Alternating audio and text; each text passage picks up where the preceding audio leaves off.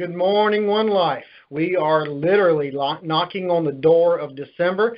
I hope everybody enjoyed their Thanksgiving weekend with family and friends and ate some turkey and dressing and all the traditional stuff that goes along with Thanksgiving. And a lot of that is just, the main reason for that is the time to give thanks and slow down and stop and smell the roses. And speaking of smelling, I think Lee Morey gave me his annual cold through the phone last week, so I'm kind of dealing with that. I'm on a little bit of medication this morning, so if I get a little loopy or stutter, please excuse me.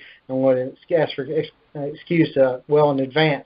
Got Miss Erin Rohr here with us to bring our devotion, and we're very excited to have her. And I was actually just sitting here getting a chance to know her better. We don't have that time often, but Miss Erin has worked with One Life for the past 7 months as an agent services representative. Erin and her husband Ken have been married for 9 years and have one sweet dog named Dottie. However, they claim to have 40 or so adopted kids, as her husband is a youth pastor at North Park Church here in Meridian. She's originally from Meridian, Mississippi, but during her adult life has lived in Indiana, Florida, and Texas, and just recently learned that was traveling for school and education. She said that she does not speak any other languages, but she loves to sing and learn to sing in German, French, Latin, and Russian. So we're glad to have Miss Erin here to bring our devotion this morning. All right, so this is a devotional by Pastor Rick Warren. I'm not going to take credit for what he wrote, but I'll just read it. Seek ye first God's kingdom and what God wants.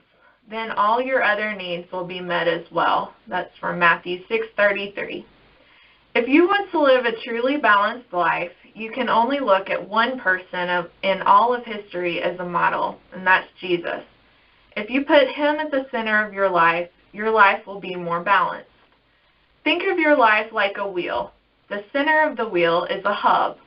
All of the spokes of your life, which represent your relationships, your family, your career, your goals, etc., come from that hub. We all build our lives around some sort of hub. The question is, what will be your hub? Will it be your family, your career? Will it be money? Or will it be Jesus? How do you know what you're building your life around? Take a look at whatever you think about the most. That is what is driving you. The center of your life is critical to developing a balanced life. A solid center leads to a solid life. A weak, flimsy center leads to a weak life. When I hear people tell me that their lives are coming unglued, it usually means one thing. They have a faulty center. Something other than God has taken priority in their lives. Not only does the hub create stability, but it also controls and influences everything else about your life. Whatever you put at the center of your life will also be your source of power. The power of a wheel always emanates from the center outward, never the other way around. Make Jesus the center of your life, and he'll provide the stability, control, and power you need for life. The Bible says, seek first God's kingdom and what God wants. Then all your other needs will be met as well. Don't worry about making Jesus first in your life. Put him in the center of your life. Let him direct your life, influence it, empower it, and give it stability. Do that in all the other areas of your life, from your family to your career to your goals, will find balance in Jesus. Thank you so much, Miss Erin. Very, building building your house on that firm foundation, and that foundation should be Jesus Christ, and everything else, it comes second to Christ, absolutely. Thank you so much for that devotion this morning. I appreciate that, Miss Erin. We'll roll right into our production update for the week of 11/16 through 11/20. One Life submitted $746,248 of annualized premium, breaking that 700,000 mark. So fantastic job, ladies and gentlemen, in pushing One Life well north of the 700,000 mark. Our number one agent for that week was Matthew Dwetsky with $11,741 of submitted annual premium. Mr. William Jacqueline at number 2 with $10,356. Number 3, Javier Rodriguez, $8,999. Number 4, 4, Jason Hardy with $8,907. At number 5, Chris Cole, $8,505. Number 6, Susanna Gonzalez with $8,420. Number 7, Jamie Motes, $8,124. At number 8, David Kiselak with $7,833 of submitted AP. Number 9, Reggie Forbes, $7,606. And Patrick Pasco rounds off the top 10 at $7,373 of submitted annualized premium. The Christmas Cash Contest starts today. This is a 3-week contest. We decided to do this since the Academy next week and a Manager's Workshop falls in the middle of the contest. We're making it a 3-week contest to give everybody ample opportunity to qualify for bonus. You can earn up to $1,000 of cash money during this contest. So submitting $10,000 of premium through $14,999 gets you a $100 cash bonus. That's cumulatively over the 3 weeks. You must have a $100 PPL during the 3-week contest period to qualify. Then it goes $15,000 to $19,999 for $250 cash, $20,000 to $24,999 for $500 cash, $25,000 to $29,999 for $750 of cash money, and $30,000 plus gets you that $1,000 bonus. So make sure I sent another email this morning, so make sure you go through it and know the rules and regulations and get on board because the contest does start today. And I mentioned the Academy. It is 1 week away. There's still seats available, so get registered this week. You can register at the One Life homepage at onelifeamerica.com. Big blue button on the center right-hand side that says New Agent Academy. Still time to get your seat reserved, so jump in there. If you have new agents that have yet to attend an academy, please encourage them to do so. Make sure you plug into our social media outlets at Facebook, Twitter, Instagram, LinkedIn. This conference call is very important, and you can join our communication group by texting 51660 or texting to the number 51660 OLA is what you'll put in the subject, OLA, and you'll get on that text message communication group. We're excited this morning to have Mr. John Spinner join us for our conference call, and John is owner and partner with Innovative Insurance and Brokers. That's Innovative Insurance Brokers. You surely notice his company's name as it appears at the top of our Team of the Week and in the leader running for Team of the Year on our weekly leaderboard report very often. John received his bachelor's degree from Oswego University. He was an All-American and academic All-American while on the wrestling team. John and his wife have a 4-year-old son and another on the way, and they moved from upstate New York to coastal Carolina recently. With 10 years in the insurance business, he started building his agency just 3 years ago and is already making excellent strides in building his empire. John spends most of his downtime with his family and on occasion practices jiu-jitsu. So I'm going to see if John is on the line. John, are you with us this morning? I am. Can you hear me, Dave? I can hear you loud and clear, John. Thank you for joining us, and I'll turn the call over to you. All right. Well, thank you all for being on the call, and I appreciate the honor of getting to have a little time on it as well.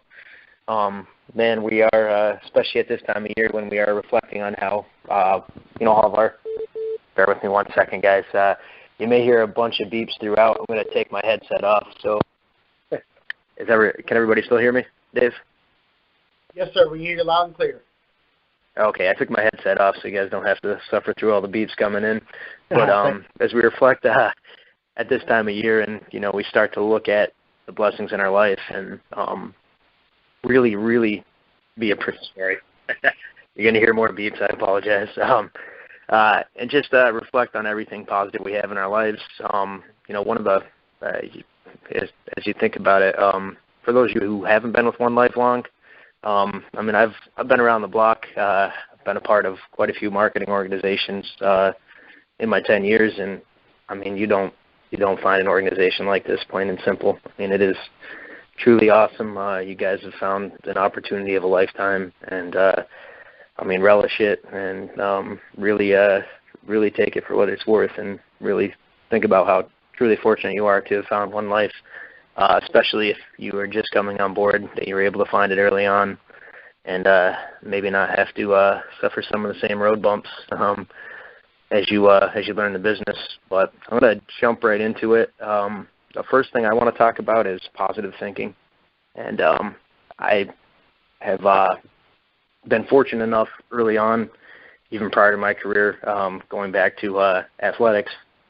I had a great mentor, and at the time I didn't really appreciate being a young and dumb kid. I didn't really appreciate how wise he actually was, but he was a master of positive thinking and was always keeping us positive, keeping us focused on what we wanted, not what we don't want. And I thought it was kind of hokey at the time and didn't really appreciate how wise it actually was, but it's everything in life and everything in the insurance business. Life will constantly throw you curveballs, and the insurance business certainly will. I mean, there's going to be ebbs and flows constantly in your career, and you have to stay focused and have to stay positive only on what you want and not what you don't want.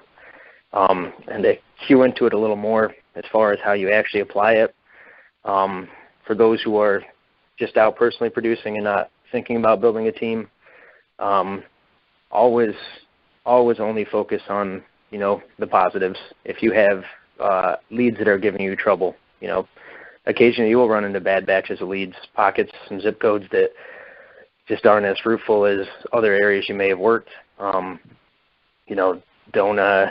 just cash it in. Just know that the premium will come if you keep going out, keep working, keep grinding. It will come, and only say positive things. Don't just think positive, only say positive. That was one of the biggest things that my partner, Jeff, and myself really have kind of come to. And it's actually right from the scriptures. I mean, the scriptures are loaded with examples of, speaking things into existence. I know Matthew 21:22 is one that I always refer back to. It actually reads, and don't quote me, it might not be quite verbatim, I'm going off from memory on it, but in all things whatsoever ye shall ask in prayer, believing ye shall receive. And you really do, the key word in there is believing. I mean, you have to believe it before you have it, and know wholeheartedly that you're going to get it. And just stay positive. The leads are beating you down. Just say, man, this has been a tough batch. I'm so glad I'm finally making traction and starting to see premium. I know I'm going to have a good week out of this. Don't ever let the negative come out of you. Never say anything negative. On the recruiting side, if you have agents that are giving you struggles, maybe they don't want to, they're having a rough go of it too, or they're taking a lot of your time. Say, hey, yeah, I know, oh God, this agent's taking a ton of my time. I'm so glad that he or she's going to be an awesome agent, and this will all be worth it, and they're going to do big things for us. Just not only stay positive and as you're in your mindset, but actually speak positive things too. Whenever you're talking to somebody, don't negatively talk, whether it's your spouse or somebody else in your family. Don't let the negative creep in. Just keep consistently staying positive, and I mean, good things will happen. Another thing I like to do as part of actually leaving it before it happens and comes into your life and before you achieve it. I keep a gratitude journal, and I do it daily and nightly. My wife does as well. And on it, we put not only the things that we're currently thankful in our life, we also put things that haven't yet come into our life that we're thankful for. And we're very, very dedicated to it. We always put it down, and I mean, it's crazy how fast, if you stay disciplined on it, putting stuff down, how fast it actually starts to come to fruition if you do it every day. Put down what you currently are thankful for, and then what you basically desire, but write it down as if you already have it in your life. And I know, again, it may sound cheesy, but it will happen. It, almost to the T. For example, us, we haven't been recruiting that long. When I say us, I mean my partner Jeff and myself. We had our goals, what we wanted to hit for numbers, and we basically just not only write it down as if we already have it, but we speak it as if we already have it. Last year at this time, we were really truthfully about a $2.5 million agency, but everybody we spoke to said, yeah, we're a $5 million agency. We're a $5 million agency. And we just kept saying it. And cards just started to align. And, our premium just overnight started to double. Now we want to be a $10 million agency next year. So that's what we're telling everybody. We're a $10 million agency whenever we speak on the phone. Man, I can't believe we're a $10 million agency already. Now, it hasn't happened, but in our minds and in our hearts, it has. And I'm confident it's going to be. One other thing just about staying positive real quick, more so out in the field than anything, figure out what I learned this also from a mentor early on in my career. In sales, everything is a system. You eventually, after you've done it a while, you'll be able to quantify everything. You'll know based on, and One Life makes it very easy on you by tracking your PPL, but you'll know based on how many leads you get, how much premium you're going to get out of those leads, how much income you're going to make. And it works in two ways. Once you have your numbers figured out and you know what the system is, okay, if I get X amount of leads and see X amount of people, I'm going to do this much premium, make this much money, you'll know what your system is. And the system's either going to owe you or you're going to owe the system. So with that ebb and flow in insurance, it always comes. If you're having a rough week, you're just getting your teeth kicked in, those sales are coming. It's going to be darkest before the dawn. At that point, the system owes you. You've called the amount of people you wanted to call, you've gotten in front of the amount of people you wanted to call, but the sales just haven't come yet. That means the system owes you, and you're going to go on a tremendous hot streak where you'll probably end up closing, 7, 8 clients in a row. Unfortunately, when that comes, you then owe the system. You never stay hot forever. Eventually you'll go back into a little slump. Just know it's coming, and just know if you keep working the system, the numbers they'll stay tried, tested, and true. You're either going to owe the system or the system's going to owe you, but it all washes out, and you'll hit the numbers that you always hit, and you'll just stay consistent. But just don't let it get you in the dumps. Just keep focusing on that. I know we're limited on time, so I'm not going to ramble forever. But when it comes to recruiting, I know Dave wanted me to speak on that. Now, I still have a lot of learning here myself. I've only been doing it 3 years, but I've picked up definitely a few, hopefully, pearls that everybody can use. I would say the first part is just setting aside time for recruiting. I know it's tough when you're out personally producing to really, really try to figure out how to blend recruiting into it. What worked for me personally is actually just setting aside 2 days for recruiting. Now, everybody works differently. If you're doing door knocks and stop-bys or you're setting appointments, if you're doing door knocks and stop-bys, it's really easy. You just decide that 2 days out of the week, whichever 2 days you choose, you're just not going to do stop-bys that day. You're just not going to knock doors. You're going to focus on recruiting in those days. And we'll get into what recruiting actually means in a second.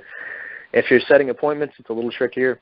I know me, typically I would use Monday and Tuesday as my setup days. And the way I would structure it, I would do a morning call session from 9 to 11. I do another call session from 2 to 3. And then I do a nighttime call session from 6 to 8. And I would do that on Mondays and Tuesdays to set up my weeks for my Wednesday, Thursday, Fridays for production. And between that time, I would, when we did start recruiting and building, and let me actually step back for a second. I did no recruiting or building for the majority of my early career. I just thought it was a hassle and, it wouldn't work, and I didn't open myself up to it. I fooled myself into believing that, it just would never work, and that, I couldn't rely on other people, that I had to always do it myself. Well, no matter how good you are, or how good you think you are, 100% of your efforts aren't as good as, 10% of the efforts of 100 people. Numbers just magnify everything. So once I did finally start recruiting initially, I had set it up during my setup days. During my downtime was when I was doing my recruiting. I was posting Craigslist ads. I was following up and calling people. And that worked for the first couple months for me. But as you start to get busier and busier recruiting, it didn't work. I really found out that I had to dedicate those 2 days. Now, for me personally, and again, if it doesn't work for you, then maybe do what I was doing in the beginning with just doing recruiting in between your dial sessions. Use those as setup days and recruiting days. For me personally, as it started to grow, I found that I had to hire an appointment setter. Now, that's a tricky thing. Good appointment setters are few and far between. I don't always advocate it unless you have somebody who's really good and trusted. I mean, they don't. Ideally, if you can find somebody who's licensed, maybe as you recruit, you'll find that agent who is. This is what happened to me personally. You find that agent who just isn't good in the field, or doesn't like to travel, but is really, really good on the phone. You find them, and instead of paying them per appointment, I put them in on every app that I wrote. I gave him 10%, and he now works for a lot of our agents as well, and he does a tremendous job. And everybody just puts him on for 10%, and he makes a very good income working from home, setting appointments, and he has a vested interest in setting good appointments for you, not just throwing a bunch of stuff at the wall and seeing what sticks. He wants to make sure he sets you good qualified prospects that he can sell, that he knows you can sell. So, if possible, and you can find somebody who's trusted and licensed, or if they're unlicensed, pay them more on a bonus system off the ones you sell. So they, again, have a vested interest in setting good quality appointments for you. But if you do go that route, just test the waters. If it doesn't work out after 1 or 2 weeks, cut your losses on appointment setters right away. I mean, if you're not a door knocker and you're getting appointments set, that's your lifeblood.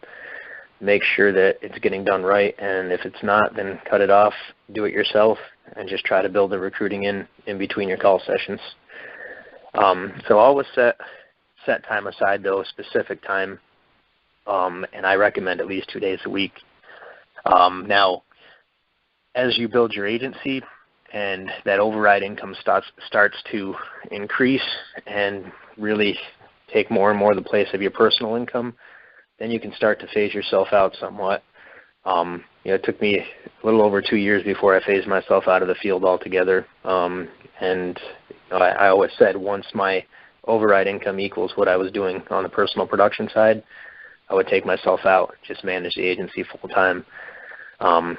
So as that override income comes up, you want to make sure it is matching what you are doing or surpassing what you are doing on your personal pad before you start subtracting days out of the field.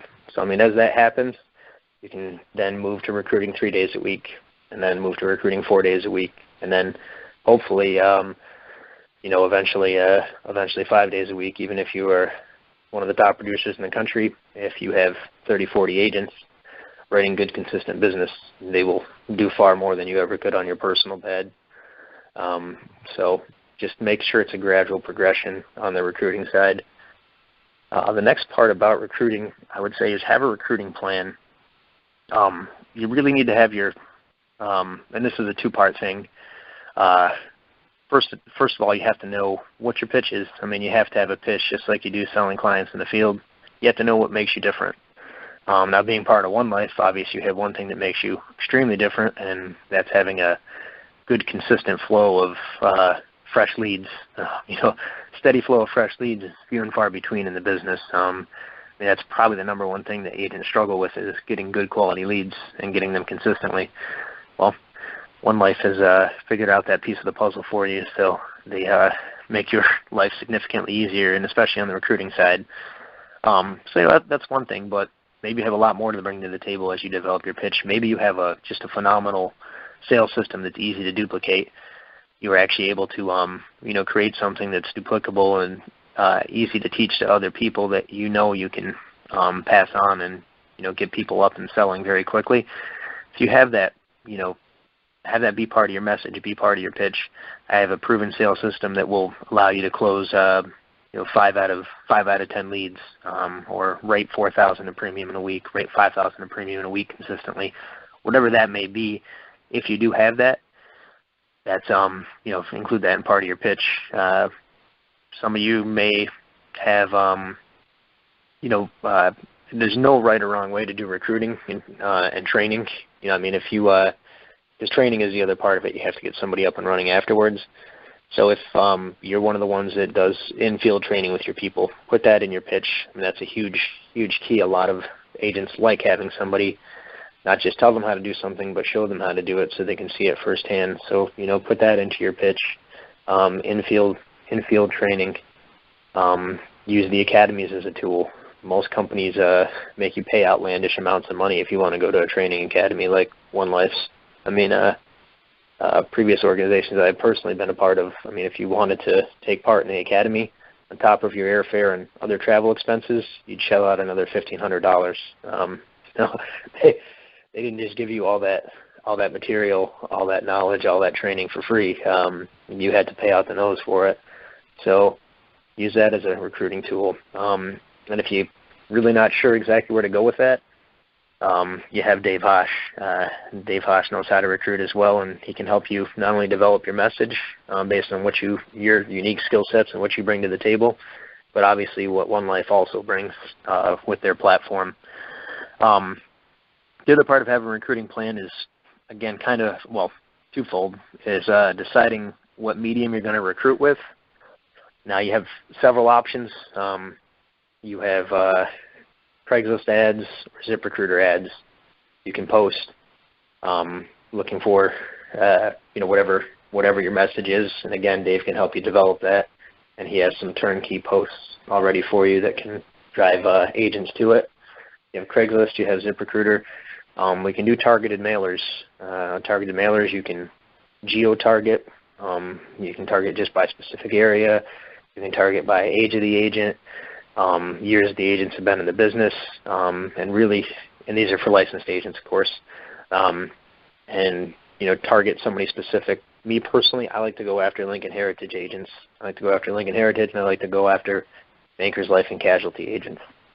They're very easy to recruit. They're in a rough spot. They're working on the same commission levels you are with outlandish prices for leads, whether it's $40, $35, or in some cases more, depending on what type of leads generated. That's rough if you're having to spend an extra $700 or $800 a week on leads when you could get them free and get them consistently.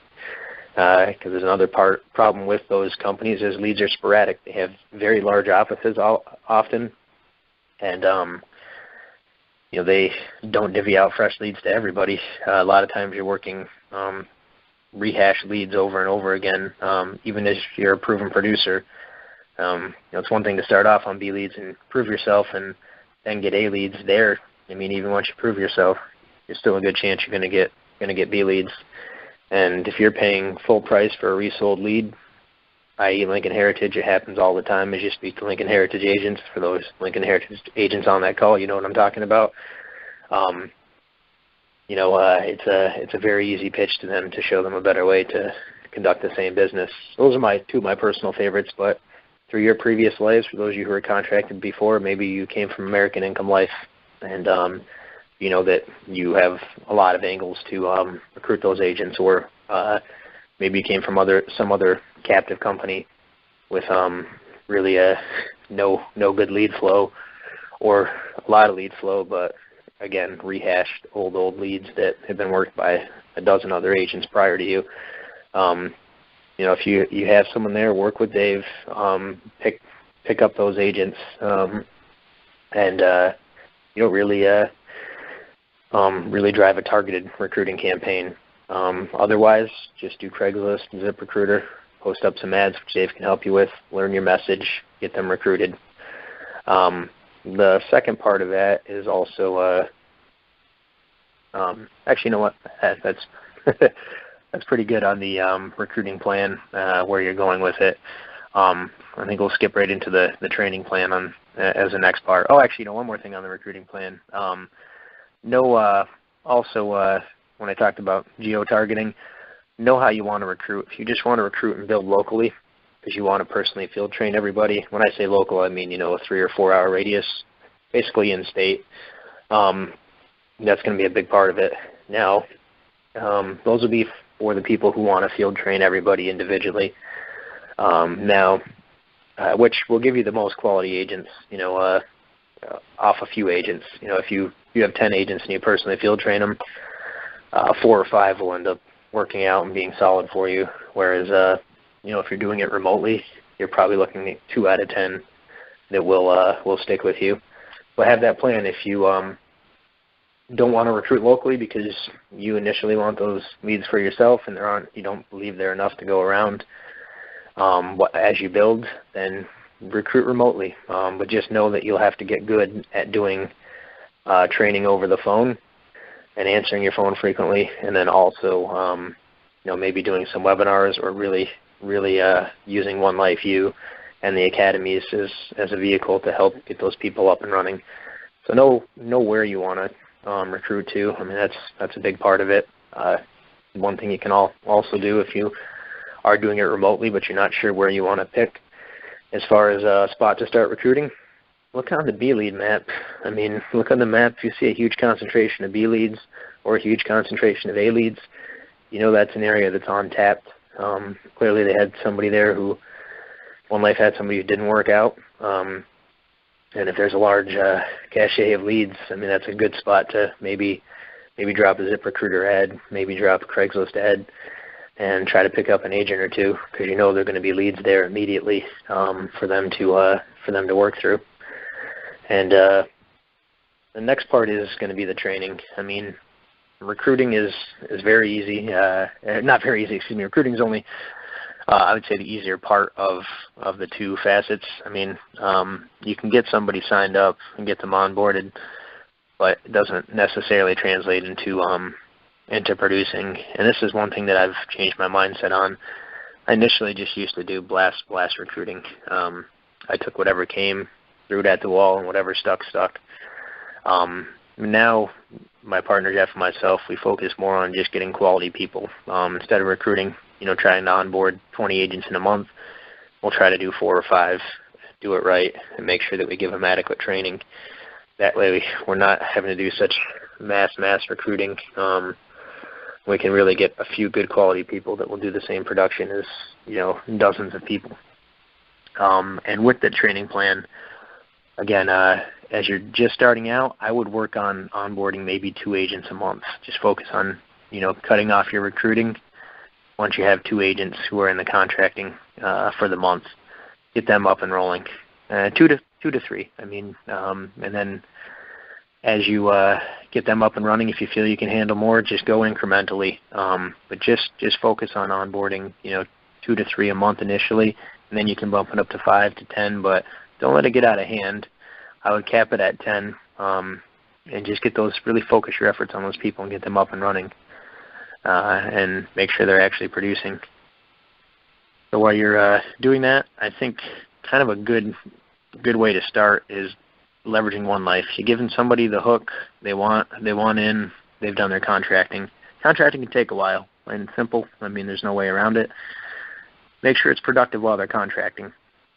I think the best thing you can do during the contracting period, send them to One Life U. Get them doing training modules, get them learning, get them asking questions. Don't invest too much of your time at this point because for those of you who have recruited, not everybody makes it through. You're going to get a lot of declines. There are plenty of skeletons in the closet. They don't always come out up front, even if you ask. And you'll have a lot of surprises as you contract more and more people. I mean, yeah, I could probably write a book on it at this point. I mean, you see a lot of things come out of the background checks, and you may not know them ahead of time, even if you ask. So don't count on everybody you bring in as making it through. So initially, just use One Life U, get them started on those. Don't invest a ton of time until you absolutely know that they have a writing number. But once that writing number comes through, they should be already through One Life U by that point. Now it's time to get down to brass tacks. Whether you're training over the phone, webinar, or doing field training, get a schedule with these people. If you've hit your goal of onboarding 2 at this point, cut off the recruiting efforts for that month, and then focus on training on those 2 days that you allocate per week to training the new agents, or to recruiting. Switch it to 2 days worth of training. And again, whether it's over the phone, webinar, or if it's field training, it's easy. You can just take them out on the days that you set appointments, and can give them that way. But if it's phone, webinar, do it during those 2 days while you're not in the field and you're either that you were allocating for recruiting before. So definitely have that plan. And then as you're training too, get a feel for the agent, and you can kind of get a feel even during the recruiting process. Make sure that they're going to be like-minded agents to you, and they're going to do what it takes to succeed. I mean, final expense is a rough business. You have to make sure they're thick-skinned, first of all. I mean, you can make a ton of money, but you have to be thick-skinned, and you have to be hardworking and willing to go the extra mile. If it's somebody who's either not willing to or not able to travel and work some long hours, in the words of Kenny Rogers, you got to know when to hold them and know when to fold them. If it's somebody who's not willing to or not able to do the work, you can't want it more than they want it for themselves. That's something that I struggled with early. I tried to save everybody that I brought on because it had been such a blessing and such a good life. I wanted everybody to have that too. But unfortunately, you're doing yourself a disservice by wasting your time, and you're doing them a disservice by sending them down a path that they'll never be successful in. I mean, if it's somebody who's just not willing or not able to, just cut your losses. And it's tough, and you may feel bad initially on it, but you're actually doing them a disservice by keeping them hanging on when they just don't belong in this business. I mean, you have to be willing to go that extra mile. I mean, I personally would drive 3.5, 4 hours just to get to my leads. Being in upstate New York, for those of you who don't know, there's a huge hidden commission. And if you go outside of New York, you get paid 40% more on your business. So for me personally, it was worth driving 3.5 hours to get, actually sometimes as much as 5 to get to my starting location, and then work the leads, work out my radius from there. So, I mean, I was doing a lot of driving, but you always have to be willing to do that. There aren't going to be weeks. You can't stay around home forever. You're going to have to be willing to travel 2 hours, travel 3 hours sometimes, and occasionally maybe even more. So somebody's either not willing to or they're not able to. I mean, if you have family constraints, you don't have a choice. I mean, you can't take somebody away from their family if they're the only person there for their family. So that might be something that you say, listen, I don't think this is going to be right for you. It's much better to let them know up front once you know that, and hopefully before the actual training process. But let them know up front what the expectations are. Don't sugarcoat it. Let them know that there's a ton of money to be made, but there is going to be hard work and there is going to be travel. If they're not able to bring them into this, and just be doing them a disservice and, putting them in a bad situation. So know up front if it's somebody you want, somebody who is not only like-minded, but who can do what's necessary to be successful. The other thing I would say is just an overall advice when it comes to building an organization is don't be greedy. It's tempting if you get your commission increases based on your production and then your team's volume. One Life has the model, when you hit X amount in premium, your commission goes up. You as the upline, of course, have the ultimate say, and you could keep somebody down even though they're hitting really good numbers. Don't do it. Reward people. Give them that incentive. If they hit the numbers set forth, reward them with a commission increase. If they want to start building underneath them, encourage it. Don't stall them because you want to continue to make a bigger override on them. Let them build, and once they build, give them their commission increase, and consistently give them a commission increase. The One Life sets the good guidelines for it, and it's a good model to follow. We have a good majority of our business comes from sub-agencies where people recruited, and of course we help them recruit as well. But as they got bigger and bigger, even though we were an integral part in them getting bigger, we still rewarded them. And, there are several organizations that we only take a 5% override on, but they make up for it with the volume they deliver. So always reward your people. Don't be greedy. There's plenty of pie to go around. 5% may not sound like a lot of money, but when you start talking about, $2, $3, $4 million worth of premium, it's still a decent payday for you at the end of the day. So don't be greedy when it comes to your people to, reward those that work hard. You'll build loyalty. And I mean, if you get good, loyal people that you've helped out and you've helped grow and they start to make more and more, I mean, they'll stick around for the long haul and they'll be with you and continue to produce. That's, I guess, most of what I had. Dave, if I can turn it over to you, any questions, feel free to ask. Sorry if that was a little rambling, but I wanted to be as off the cuff as it could, so I could be earnest in everything that I said, and we'll open up the floor. Well, thank you so much, John. That's chock full of good information, and I'm going to set the lines where you can *6 to unmute yourself. If you have a question for John, you can hit *6 and unmute your line to ask a question. And while we're waiting on a caller to unmute their line, I want to cover some of your recruiting. I could actually rehash everything you said. It was so good. And being that recruiting is one of my fortes in my job role, some of the key points I picked up on, if you're starting to build, start small, 2 to 3 agents a month. You want to give them the attention that they deserve. If you do too much and you lose that communication channel, you'll lose the agents you're recruiting. And John's absolutely right. It's very easy, or not easy to recruit, but that's what I call the easy part, is to get somebody to say, yes, I will.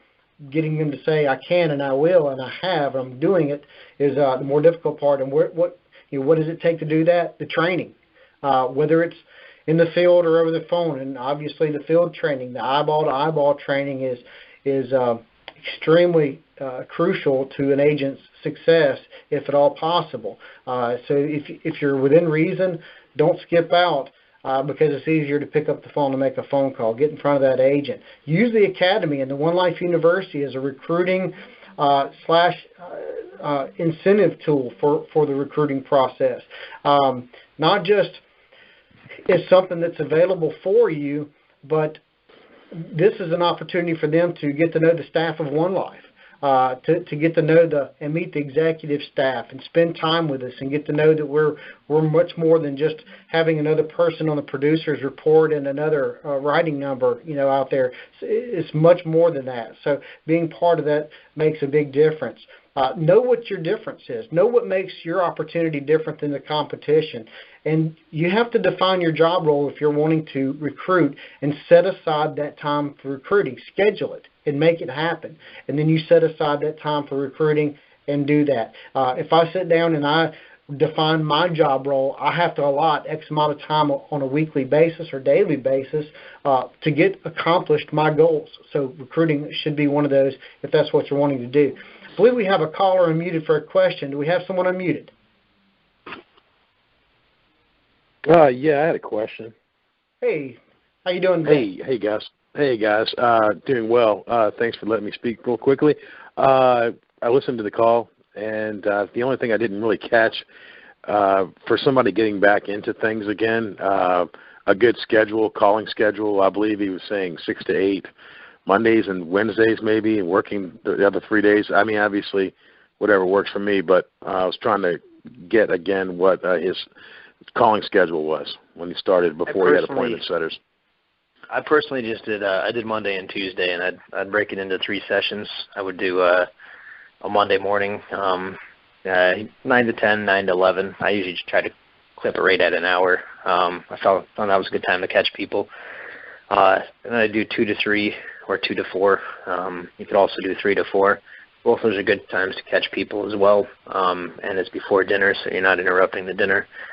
And then 6 to 8 was one of my prime times. I would set a ton of appointments during that time. You may want to push to 6:30, again, just to avoid dinner, but that's personally what I did, was 6 to 8. I found that to be my my money time. You could also do 7 to 8. I personally never went later than 8 o'clock. I felt that was just creeping too close. I know you can call till 9, but I just always felt that was creeping too close into infringing on their personal time. And so, somewhere between those hours, whether it's 6 to 8, 6:30 to 8, 7 to 8, and I would do that just Monday and Tuesday. And I usually book up a pretty good Wednesday, Thursday, Friday. Okay. I was used to the Sunday evening calling Sunday evenings for the first couple of days of the week, and then Wednesday for the rest of the week. Or I guess everybody kind of has their way of doing things. For somebody like you who's been very successful, I would be more inclined to listen to you. So. Yeah, that works great. I know we have agents personally that do the Sunday, the exact same schedule you do. That was just more of a personal, my personal sentiment that I personally wouldn't like people calling me on a Sunday. So, that was more so myself getting in my own head and saying, it'll never work. But a lot of people are very successful with that, so I wouldn't want to discourage you from doing that session either. It does work. It's just for me personally. It's really just a personal limitation that I set on myself. Plus, I'll be honest, I just didn't want to call on Sundays. No, I understand completely. Yeah. That was the other part of it. Thank you. I appreciate you giving that information to me. Yes, thank you for your question. Doesn't look like we have anyone else muted for a question today. So, one thing I wanted to recap with, John, and there again, I appreciate you taking time out of your busy schedule to be part of this One Life conference call, and we appreciate you and your group and your partnership and everything that goes along with that. But you started off talking about being positive, whether that's having a bad week with a set of leads. You don't want that to.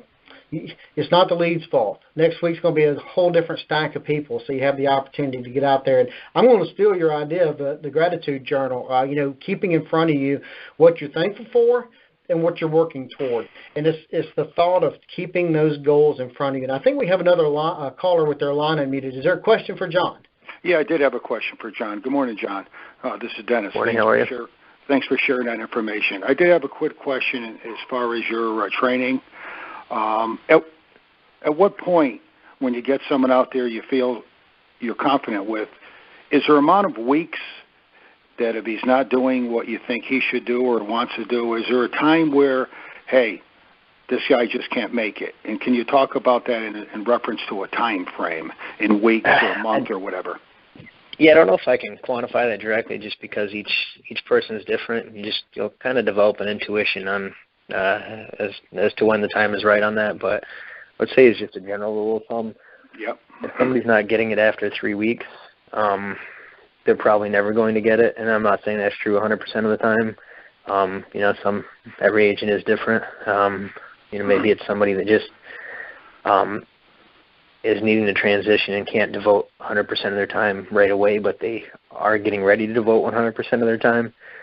But if they're out attacking it full force for 3 weeks and they're just not getting it, and if it's somebody you haven't had time to go out and show them the ropes, and that's a different story. But if it's somebody you've already sunk a good amount of training hours into, and they've, in your opinion, you feel that you've given them adequate training, and in 3 weeks out in the field and they haven't produced a lick of premium or just a very little bit of premium, then right. I would say that's a good general watermark. Maybe not a definitive rule, but that's a good rule of thumb to kind of run on is, hey, man, if you haven't gotten it in 3 weeks, it's probably not going to be the business for you. Got it. And I think a hard and fast line there too, John, and I think you'll agree with me, will be their attitude and how bad do they really want it. If they have a strong attitude and they're really excited about this and they really want it, then you might give a slight grace period, or you might cut them off earlier, depending on that attitude. No, I'm in 100% agreement on that. That's a great point, actually. I mean, if you have somebody that just hasn't quite gotten it, but they're fully in, then yeah, you might want to just devote a little more time. But if they're negative and all they do is complain, just anybody who does nothing but complain, just cut your losses right away. I can't stand. I have very, very low patience, and I probably have to work on that a little bit. But I have very low patience for complainers. I don't like somebody that just tries to pass blame on everybody but themselves. I just not to say there are areas that are going to be more challenging, but if somebody's nothing but negative, I mean, everybody's going to have negative spots. I catch myself doing it too. It's a cognizant thing being positive. You have to. It's so easy, to fall into the negative trap and the negative mindset. I mean, I catch myself doing it all the time, and I have to correct it. It's easy to do, but if it's nonstop and not just here and there where they get negative, if they're nothing but negative, Dave, you're absolutely right. I would speed that line up, and it might just be 2 weeks and go. I mean, there's no room for complaining in this business. Nothing's ever going to go your way 100%. How do you react to it? What do you do about it? That's what it comes down to. Yep, and I found that those people that complain often or what I like to call chronic complainers, they're going to do it this week, next month, next year. So you just have to be patient. People can change, but a lot of times those folks stay the same. John, I really appreciate you taking time again to be on our call. I want to leave everybody with a quote. This is from a famous country music singer, David Allan Coe, on building. And this stands true in a number of things, whether it's your business, whether it's your faith, whether it's your life, your family. But this quote on building says, "It's not the beauty of the building you should look at. It's the construction of the foundation that will stand the test of time." Build whatever you're doing on a solid foundation. Build whatever you believe in on a solid foundation, and it will definitely stand the test of time. John, thanks again. I appreciate you stopping in to be on the call, and thank you, everybody, for joining the call today from One Life, and we will see you next Monday as we start to kick off the Academy, but we'll have our call again at 10:30 Central, 11:30 Eastern, so we look forward to seeing everybody on next week's call. Have a great day, and goodbye.